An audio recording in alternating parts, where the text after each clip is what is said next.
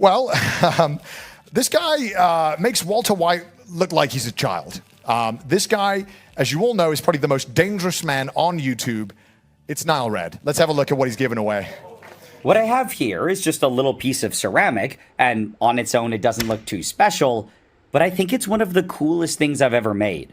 This is because of what happens when I dump some liquid nitrogen on it and let it cool down to around -196°C or -320 Fahrenheit.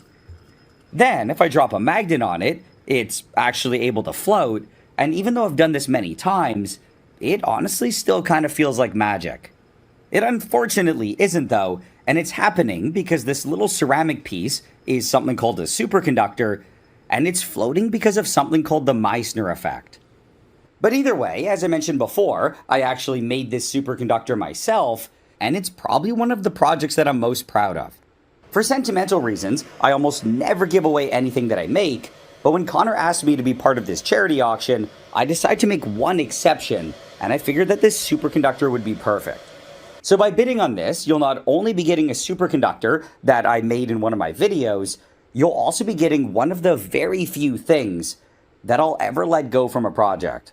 As an extra, I also included a little magnet, but to make it work, you'll need to cool it with liquid nitrogen, and I unfortunately wasn't able to include that. So, I don't know, maybe ask Connor for that.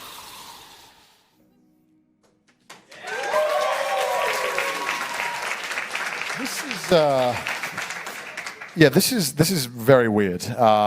It looks like a drug deal gone wrong. Nigel did tell me, he was like, hey, could you get liquid nitrogen? I was like, no, of course I can't get liquid. How do you get liquid nitrogen? Do you go to a store?